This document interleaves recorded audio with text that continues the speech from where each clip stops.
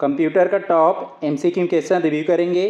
पहला प्रश्न है, कंप्यूटर में डेटा प्रोसेसिंग के दौरान कमांड निष्पादन के चरणों को सही क्रम में व्यवस्थित कीजिए। तो जो है डेटा प्रोसेसिंग है उसके दौरान जो कमांड निष्पादन है उसको सही क्रम में व्यवस्थित करना है। इसमें सबसे पहले क्रम पे आता है फेज।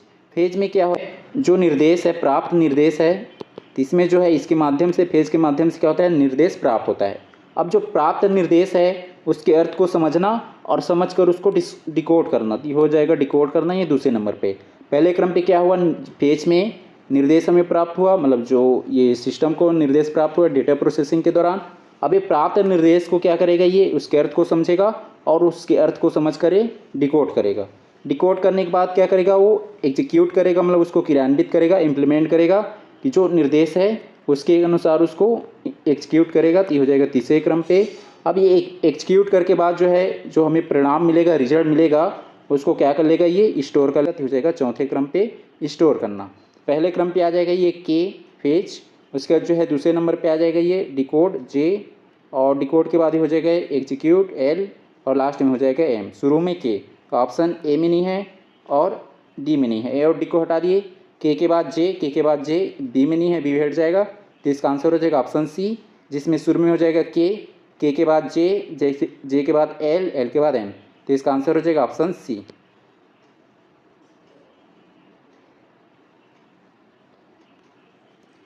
प्रश्न है, निम्नलिखित प्रिंटरों को उनकी सामान्य प्रिंटिंग गति धीमी से तीव्र के क्रम में के आधार पर सही क्रम में व्यवस्थित कीजिए। इसको व्यवस्थित करना है, जो प्रिंटिंग है उसके स्पीड के आधार में, प्रिंटर है उसके स्पीड है उसके आधार में, उसके बेस्ड में। इसमें जो है सबसे क्या बोला गया है, धीमी से तीव्र की ओर क्रम में व्यवस्थित करना है, धीमी गति से धीमी से तीव्र की ओर। इसमें जो है सबसे धीमी गति का कौन सा हो जाएगा, ये डॉट मैट्रिक्स प्रिंटर। तो जो ये डॉट मैट्रिक्स प्रिंटर ये सबसे धीमी गति का हो जाएगा, तो हो जाएगा पहले नंबर पे ये डॉट मैट्रिक्स प्रिंटर। उसके बाद जो है ये इंकजेट प्रिंटर हो जाएगा। इंकजेट और लाइन प्रिंटर दोनों का लगभग समान रहता है, लेकिन जो है ये इंकजेट के कंपेयर में लाइन का थोड़ा स्पीड रहता है। ये हो जाएगा इंकजेट प्रिंटर जो है दूसरे नंबर पे, और इंजेक्ट के बाद हो जाएगा ये लाइन प्रिंटर तीसरे नंबर पे, और ये जो लेजर प्रिंटर है ये पेज को पूरा प्रिंट करता है, तो हो जाएगा चौथे नंबर पे लेजर प्रिंटर। पहले नंबर पे हो जाएगा ये के, दूसरे नंबर पे हो जाएगा एल, और तीसरे नंबर पे हो जाएगा एम, और चौथे नंबर पे हो जाएगा जे। शुरू में के, तो ऑप्शन सी और डी में नहीं है, सी डी को हटा दिए। के बाद एल, तो ऑप्शन ए में नहीं है, ते भी हट जाएगा। तो इसका आंसर हो जाएगा ऑप्शन बी, जिसमें शुरू में हो जाएगा के, उसके बाद एल, उसके बाद एम, और एम के बाद लास्ट में जे। तो इसका आंसर हो जाएगा ऑप्शन बी। प्रश्न है, निम्नलिखित ऑपरेटिंग सिस्टमों को उनके प्रथम रिलीज या आगमन वर्ष के अनुसार कालानुक्रमिक पुराने से नए क्रम में व्यवस्थित कीजिए। तो जो ऑपरेटिंग सिस्टम दिया है विभिन्न, उसके जो रिलीज होने के जो सन है या वर्ष है उसके आधार पे इसको अरेंज करना है, व्यवस्थित करना है पुराने से नए के क्रम में। इसमें जो जे दिया गया है MS DOS, ये जो है MS DOS जो है DOS, ये कब आया था, ये लगभग आया था 1981 के आसपास आया था, डेवलप हुआ था, ये रिलीज हुआ था 1981 के आसपास। ये जो MS DOS है वो, इसका जो ये के दिया है विंडोज़ 95 या विंडोज़ जो है 95, ये कब आया था, ये लगभग आया था 1995 के आसपास। ये हो जाएगा 1995। उसके बाद जो लिनक्स कर्नल जो है लिनक्स कर्नल, ये कब आया था, ये लगभग 1991 के आसपास आया था। उसके बाद ये एम में दिया है विंडोज XP, तो जो विंडोज XP ये कब आया था, ये लगभग 2001 में आया था। इसमें जो है सबसे पहले नंबर पे क्या रही है 1981 वाला, तो शुरू में हो जाएगा जे, इसमें शुरू में हो जाएगा जे 1981 वाला। 1981 के बाद जो है दूसरे नंबर पे क्या हो जाएगा, ये 1991 वाला एल, और उसके बाद ये 1995 वाला के, और लास्ट में हो जाएगा 2001 वाला ये एम। शुरू में जे, ऑप्शन सी और डी में नहीं है, सी डी को हटा दिए। जे के बाद एल, जे के बाद एल, बी में नहीं है, बी भी हट जाएगा, और एल के बाद के के बाद एम, तो ये ऑप्शन ए में है। तो इसका आंसर हो जाएगा ऑप्शन ए।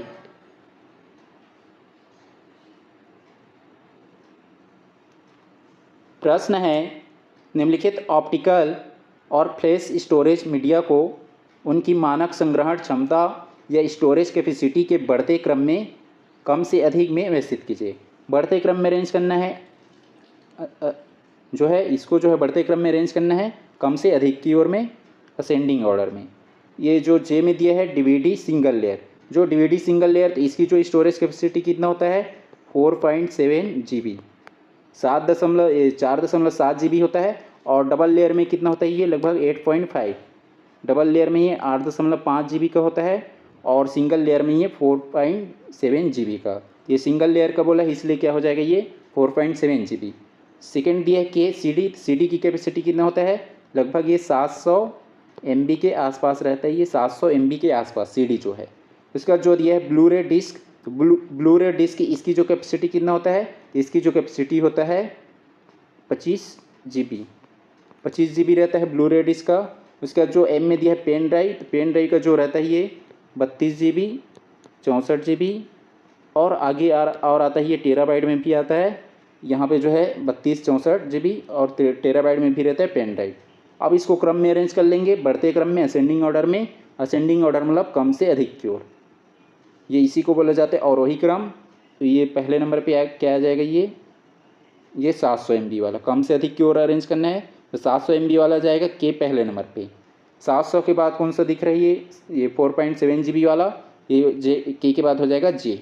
उससे अधिक कौन सा ये 25 वाला, ये हो जाएगा एल और लास्ट में हो जाएगा एम।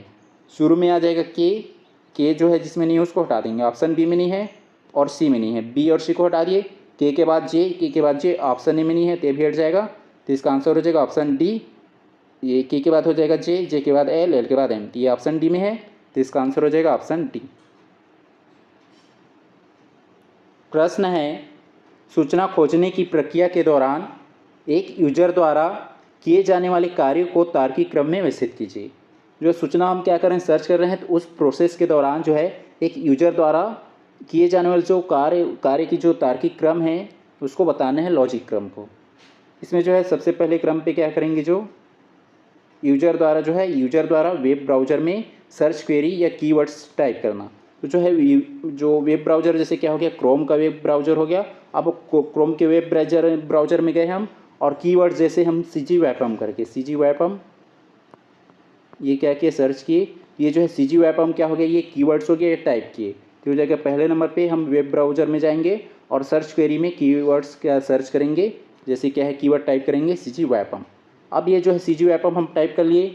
अब हमें जो आगे क्या मिलेगा, जो सर्च इंजन के स्पाइडर या क्लॉरर द्वारा वेब पेजों को खंगालना। अब जो है ये सर्च इंजन के जो स्पाइडर या क्लॉरर है जो हम डिमांड किए हैं, जैसे हम ये जो सीजी वेपम कीवर्ड्स टाइप किए हैं और उसके बाद उसको सर्च कर लिए, तो ये जो सीजी वेपम जो क्या हो गया एक क्लॉरर या वेब जो क्लॉरर द्वारा क्या करेगा, जो वेब पेजों द्वारा क्लॉरर द्वारा वेब पेजों को खंगालना, मतलब वो जो है क्लॉरर के थ्रू या स्कैनर के थ्रू क्या करेगा सीजी वेपम करके वो खंगालेगा, मतलब उसको सर्च करेगा। तो हो जाएगा दूसरे नंबर पे।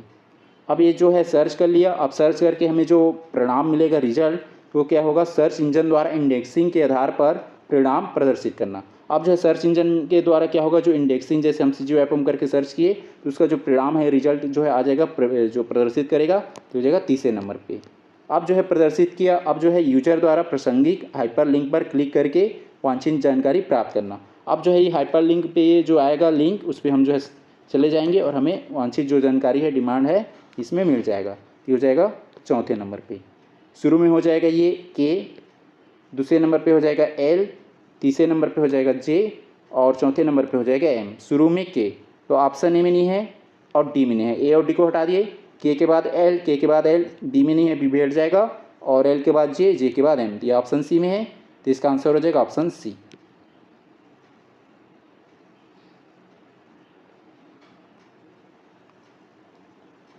प्रश्न है सही सम्मिलित कीजिए। सूची एक में कुछ शॉर्टकट की दिया गया है और कुछ की है, और सूची दो में उससे क्या आएगा वो दिया गया है। सूची एक में है ए कंट्रोल प्लस के सर्च करें, मतलब टाइप करेंगे तो उसमें क्या मिलेगा, तो कंट्रोल प्लस के से जो है सर्च करें टाइप करेंगे कीवर्ड, जो कीवर्ड है उसमें कंट्रोल प्लस के, तो ये जो है हाइपर लिंक इंसर्ट करना, तो जो है कंट्रोल प्लस के माध्यम से जो है हाइपर लिंक इंसर्ट करते हैं, ये हो जाएगा ए का हो जाएगा 2। उसके बाद जो है ये बी में दिया है F7, तो जो है F7 या फंक्शन 7 में क्या होता है, तो जो है फंक्शन 7 में होता है स्पेलिंग या ग्रामर चेक करना। तो जो है ये स्पेलिंग या ग्रामर चेक किसके माध्यम से होता है, फंक्शन 7 या F7 से, तो ये हो जाएगा बी का 3। वी का 3, बी का 3 हो जाएगा। उसके बाद सी में दिया alt plus shift plus D. Alt plus shift plus D, इसमें क्या होता है जो है वर्तमान दिनांक दर्ज करना। तो जो है करेंट डेट रहेगा उसको दर्ज करेंगे, तो ये किसके शॉर्टकट की से हो जाएगा ये alt plus C plus D से। ये सी का हो जाएगा 4, सी का 4। उसके बाद डी का दिया है कंट्रोल प्लस एच। तो कंट्रोल प्लस एच में क्या होगा, रिप्लेस डायलॉग बॉक्स खोलना। तो जो है रिप्लेस डायलॉग बॉक्स है वो किसके माध्यम से खुलेगा, कंट्रोल प्लस एच से। ये डी का हो जाएगा 1, डी का 1। ए का 2 ऑप्शन ए में नहीं है और डी में नहीं है, ए और डी को हटा दिए। उसके बाद बी का 3 ऑप्शन सी में नहीं है, सी में हट जाएगा। तो इसका आंसर हो जाएगा ऑप्शन बी, जिसमें ए का हो जाएगा 2, उसके बाद बी का 3 और सी का 4 और डी का 1। इसका आंसर हो जाएगा ऑप्शन बी।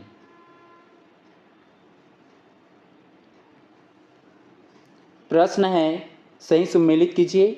सूची 1 में दिया गया है ए डॉट जो है गवर्नमेंट डॉट इन, जो है ए में दिया गया है डॉट जो है डॉट गवर्नमेंट डॉट इन। ये जो होता है इसका है ये भारत सरकार की आधिकारिक राष्ट्रीय सरकारी पोर्टल। ये जो हो जाएगा ए का 3, ए का हो जाएगा 3। उसका बी में दिया है डॉट NIC डॉट इन, जो है डॉट NINC, ये जो है डॉट NIC डॉट इन। ये जो होता है नेशनल इंफॉर्मेटिक्स सेंटर, भारत सरकार का मुख्य तकनीकी विंग का साइट है ये। तो बी का हो जाएगा 1, बी का 1। उसका सी में दिया है डॉट RES डॉट IN, ये होता है रिसर्च इंस्टीट्यूट का। ये सी का हो जाएगा 4। उसके बाद ये डी में दिया है डॉट AC डॉट इन, ये जो एकेडमिक इंस्टीट्यूट का है। ये डी का हो जाएगा 2, डी का 2। ए का 3 तो ऑप्शन बी में नहीं है और डी में नहीं है, बी और डी को हटा दिए। उसके बाद बी का 1, ये सी में नहीं है, सी हट जाएगा। और सी का 4 और डी का 2, तो ये ऑप्शन ए में है। तो इसका आंसर हो जाएगा ऑप्शन ए।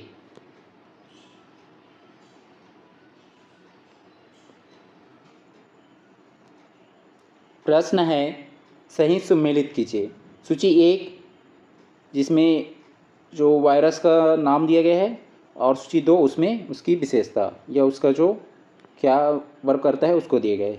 ए में दिया है ट्रोजन हॉर्स। ट्रोजन हॉर्स इसकी जो क्या रहता है, ये जो ट्रोजन हॉर्स जो ये दिखता है वेब सॉफ्टवेयर जैसा दिखता है, परंतु बैकग्राउंड में डेटा चुराता है। तो जो ट्रोजन हॉर्स आपको जो है हॉर्स टाइप जो है सीधा दिखेगा, मतलब वेट सॉफ्टवेयर जैसा दिखेगा, वैलिड सॉफ्टवेयर जैसा, लेकिन ये क्या करेगा, बैकग्राउंड में डेटा जो है चोरी करने का काम करेगा। ये ट्रोजन हॉर्स, ये ए का हो जाएगा 3, ए का हो जाएगा 3। उसके बाद बी में दिया है वार्म। वार्म क्या करता है, ये खुद की प्रतियां ये सेल्फ रिप्लिकेट बनाकर नेटवर्क को धीमा कर देता है। तो ये जो है ये खुद का प्रतियां या जो है कॉपी बनाएगा, कॉपी पेस्ट करता जाएगा। कौन, ये जो वार्म। ये बी का हो जाएगा 2। उसके बाद जो रेंसमवेयर में क्या होता है, ये यूजर की फाइलों को इनक्रिप्ट कर फिरौती की मांग करता है। तो जो रेंसमवेयर में जो है यूजर्स की जो फाइल को क्या कर लेगा, इनक्रिप्ट कर लेगा और फिरौती की मांग करेगा। किसमें, ये रेंसमवेयर में। तो इसी का हो जाएगा 1।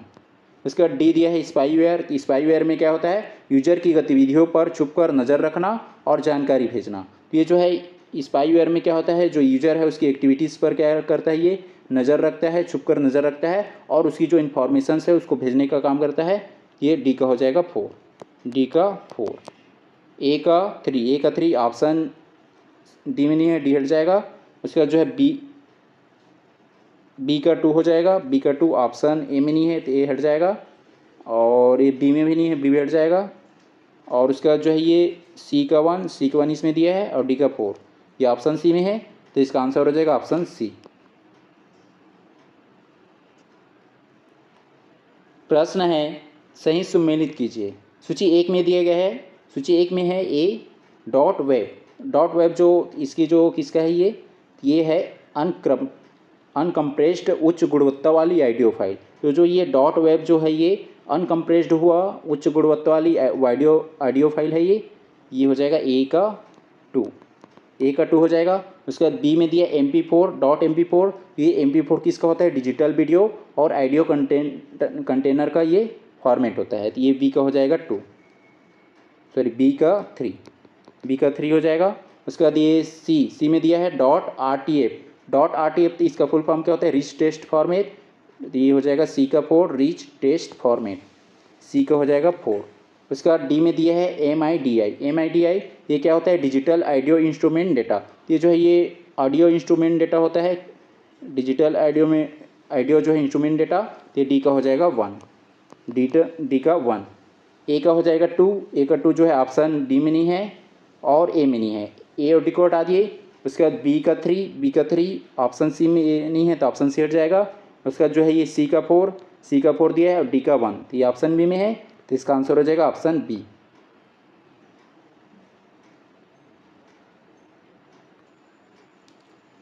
प्रश्न है, आधुनिक समाज और विभिन्न क्षेत्रों में कंप्यूटर के अनुप्रयोगों के संबंध में सही कथनों का चुनाव करें। जो है आधुनिक समाज और विभिन्न क्षेत्र में कंप्यूटर का जो अनुप्रयोग है, ये एप्लीकेशन है, उसके संबंध में सही कथन का चुनाव करना है। कथन एल दिया है, पहला कथन, सुपर कंप्यूटर का उपयोग मौसम पूर्व अनुमान और परमाणु मॉडलिंग में किया जाता है। तो ये जो है ये पहला कथन एल सही हो जाएगा कि जो सुपर कंप्यूटर है उसका उपयोग मौसम पूर्व अनुमान या वेदर फोरकास्टिंग और परमाणु मॉडलिंग में किया जाता है। तो पहला कथन एल सही है। जिस ऑप्शन में नहीं है उसको हटा देंगे, ऑप्शन ए में नहीं है तो ऑप्शन ए हट जाएगा। इसका जो है कथन एम दिया है, एटीएम बैंकिंग में कंप्यूटर का उपयोग केवल डेटा स्टोर करने के लिए होता है, रियल टाइम प्रोसेसिंग के लिए नहीं। तो जो कथन एम गलत हो जाएगा, क्योंकि जो एटीएम है ये रियल टाइम प्रोसेसिंग के पे ही डिपेंड होता है, ये निर्भर होता है। तो ये जो कथन एम गलत हो जाएगा, क्योंकि यहाँ पे रियल टाइम प्रोसेसिंग के लिए नहीं है बोला जा रहा है, ये जो कथन एम गलत हो जाएगा। तो ऑप्शन सी में है एम और ऑप्शन डी में भी एम, तो सी डी भी हट जाएगा। उसका जो कथन एन दिया है, ई कॉमर्स में कंप्यूटर और इंटरनेट के माध्यम से व्यावसायिक लेन देन सुरक्षित किए जाते हैं। तो जो कथन एन सही हो जाएगा कि जो ई कॉमर्स में क्या होता है, कंप्यूटर और इंटरनेट के माध्यम से व्यावसायिक लेन देन या बिजनेस जो लेन देन है वो सुरक्षित किए जाते हैं। तो जो कथन एन ये सही हो जाएगा।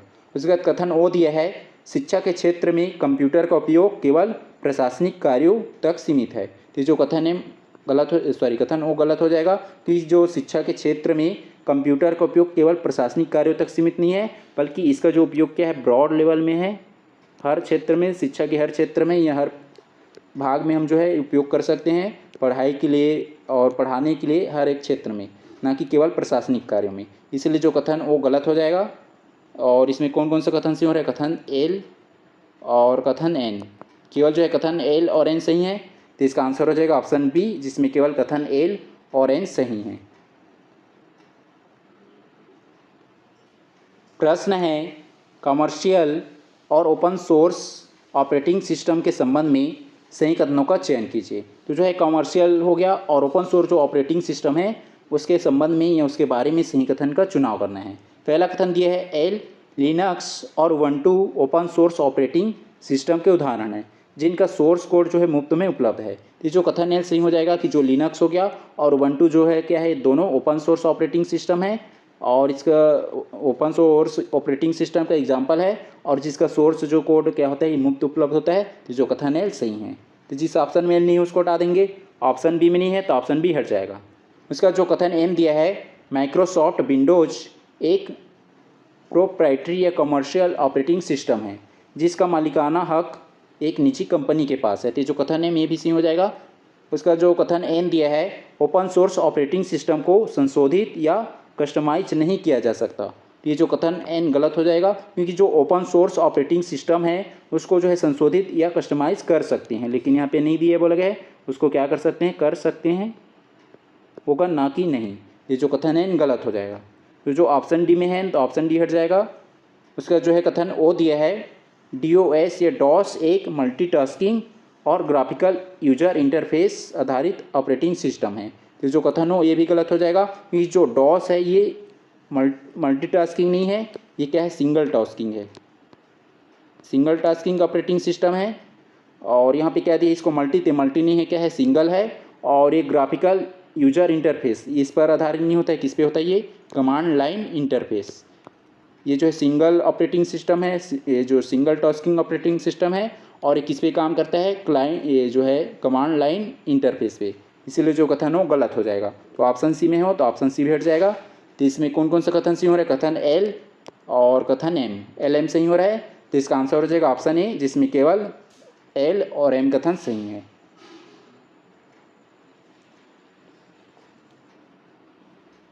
प्रश्न है, सर्च इंजन और वीडियो होस्टिंग प्लेटफॉर्म के संबंध में सही कथनों का चुनाव कीजिए।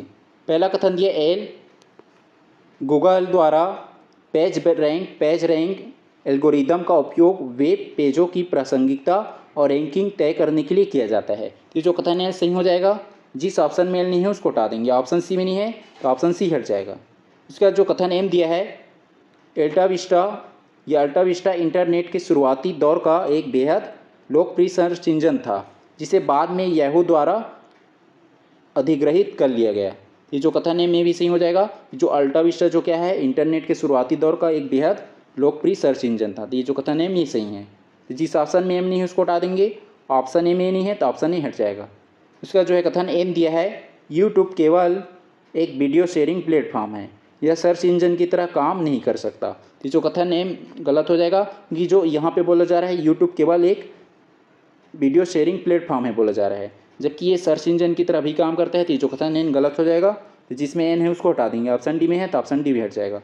उसका कथन ओ दिया है, सर्च इंजन में डबल कोट्स, जैसे यहाँ पे दिया है डबल कोट्स ऐसा इस टाइप का, के भीतर जो है कीवर्ड लिखने से सर्च इंजन केवल उसी सटीक वाक्यांश या एग्जैक्ट जो फ्रेज है वाले परिणाम को दिखाता है। तो जो कथन हो ये भी सही है। इसमें कौन कौन सा कथन सही हो रहा है, कथन एल, एम और ओ, एल, एम, ओ किस में दिया, ऑप्शन बी में। तो इसका आंसर हो जाएगा ऑप्शन बी, जिसमें केवल एल, एम और ओ कथन सही हैं।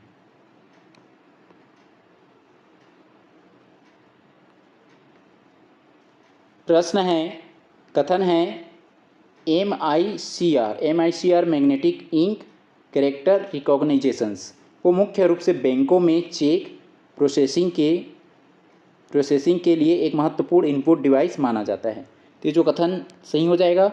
कारण में दिया गया है, MICR तकनीक विशेष चुंबकीय स्याही से छपे कैरेक्टर्स को बहुत तेज गति और न्यूनतम त्रुटि के साथ पढ़ सकती है। तो जो कथन और कारण दोनों सही हो जाएगा। और एक कारण जो है MICR के बारे में एक्सप्लेन भी कर रहा है। तो इसका आंसर हो जाएगा ऑप्शन ए, जिसमें असर्शंस और रीजन दोनों सही हैं, और ये रीजन जो है असर्शंस की सही व्याख्या करता है। तो इसका आंसर हो जाएगा ऑप्शन ए।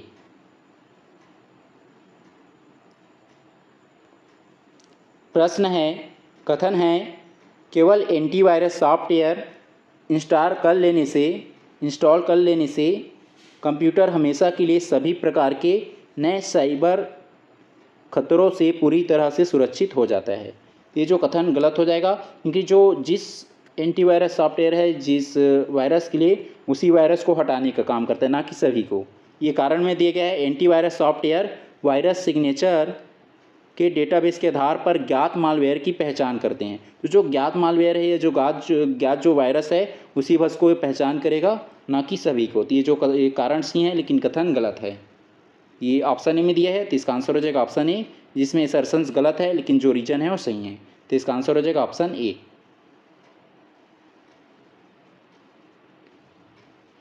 प्रश्न है, MS एक्सेल वर्कशीट के किसी सेल में फार्मूला लिखने के लिए निम्नलिखित में से किस प्रतीक या सिंबल का अनिवार्य रूप से पहले उपयोग किया जाता है।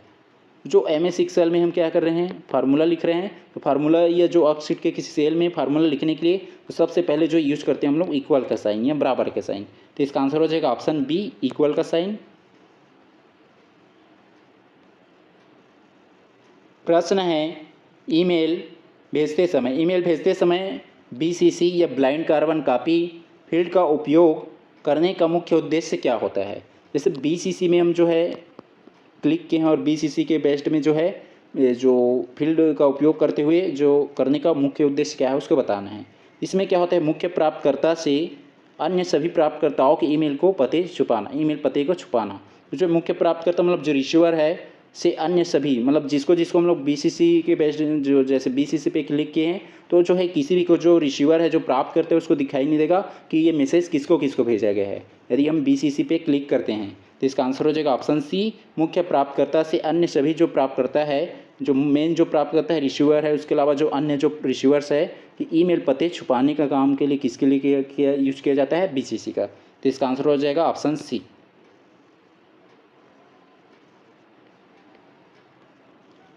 प्रश्न है, एक नॉन इम्पैक्ट प्रिंटर में सूखे टोनर या ड्राई टोनर या इंक पाउडर और हीट ड्रम का उपयोग करके कागज़ पर कैरेक्टर उकेरे जाते हैं, वह कौन सा प्रिंटर है। नॉन इम्पैक्ट प्रिंटर बताना है, दो टाइप्स का प्रिंटर होता है, इम्पैक्ट प्रिंटर और दूसरा जो है नॉन इम्पैक्ट प्रिंटर। जो इम्पैक्ट प्रिंटर जो है से तो यहाँ पे क्या हो जाएगा, नॉन इम्पैक्ट प्रिंटर बोला जाए। और उसकी यहाँ पे विशेषता बताया कि किसका उपयोग करते हैं, सूखे टोनर और हीट ड्रम का उपयोग करता है। तो ये किसका हो जाएगा, ये लेजर प्रिंटर का। तो इसका आंसर हो जाएगा ऑप्शन बी, लेजर प्रिंटर।